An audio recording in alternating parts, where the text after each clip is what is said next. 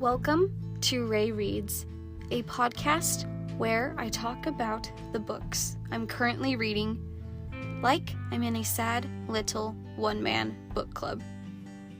For this episode of Ray Reads, I will be discussing Runaway by Harlan Coben.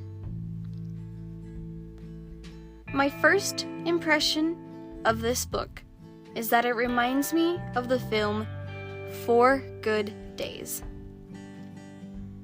Both of these stories provide insight on what it is like to be a parent of a drug-addicted child.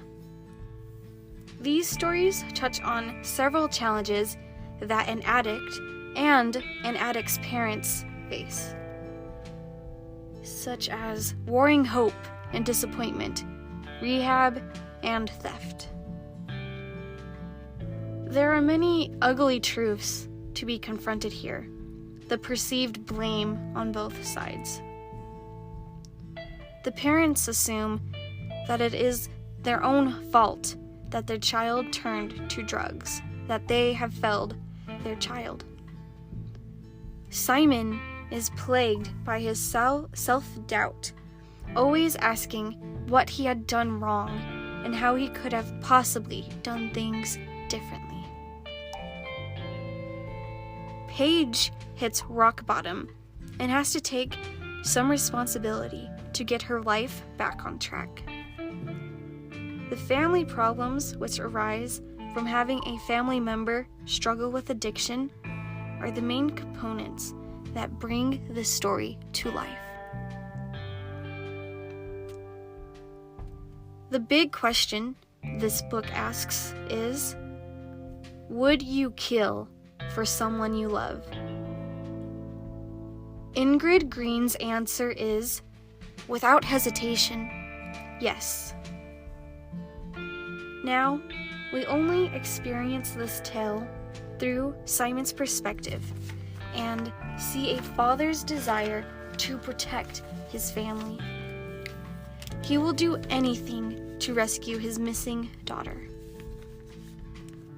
What Simon doesn't know is that his wife already saved Paige. Ingrid is a total badass, and I wish we saw more of her throughout the book. Ingrid is so much more intriguing than her husband. Everything about Simon screams rich, white male privilege. He completely wastes $10,000 on paternity tests. As he hunts down Paige, Simon throws away so much money without even blinking. I am sure that he does have a lot of money since he is a financial advisor and Ingrid is a doctor, but holy shit! $10,000 could literally change my entire life right now. And here, Simon is handing it out like loose change. That is absolutely bonkers to me. And the crazy thing is that Simon takes all this wealth for granted, but there is no commentary on it. I had expected to witness Simon's fall from grace after his incident with Aaron Corval went viral. Truly, money can buy just about anything. Everyone is happy to forget about this altercation. Even Aaron's parents let it slide, as they do not recognize Simon or call him out in regards to how he famously assaulted Aaron in public.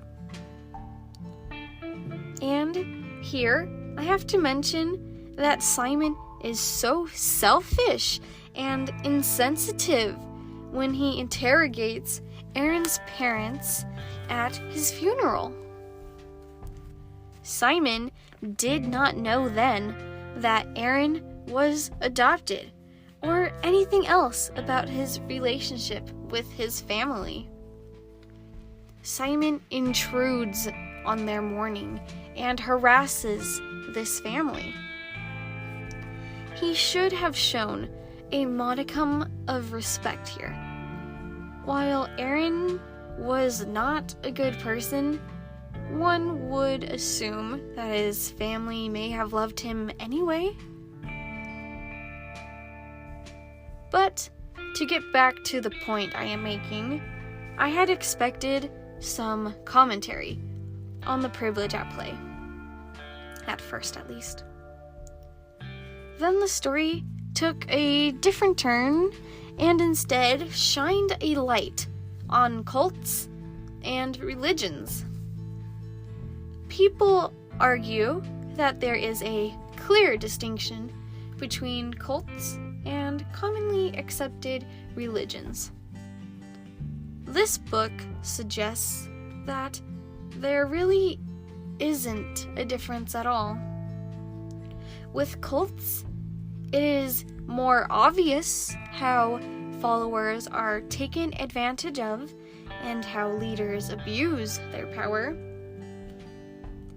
With religions, these aspects are things many people turn a blind eye to. It is interesting how Dede is both the abused follower and the one making a power play to assume a leadership role. Ash desperately wants to run away and save her from this cult, but Dede does not want to be saved. Even Mother Adonia does not desire to be rescued. She merely cares about saving the boys. Sadly, the only person she saves is Simon. I wish that Mother Adonia had more plot time, since she killed off 2 of the main characters and saved another. She could have provided better clues to help Ash solve the mystery, the reason he was hired to murder all of these people. This book takes a lot of twists to keep the readers on their toes. The most bizarre twist is how Paige and Aaron are secretly half-siblings.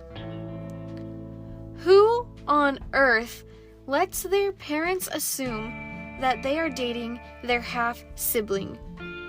What kind of person is okay with this?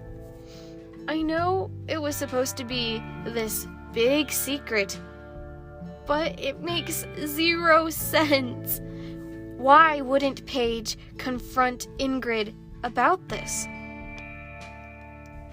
It feels like a Shakespearean tragedy how Ingrid ends up murdering her own son in order to protect her daughter. The worst part is that Ingrid never learns that Aaron was the son she lost while she was in the cult. It blows my mind how Paige never reveals the truth to her mother. It is so unbelievable.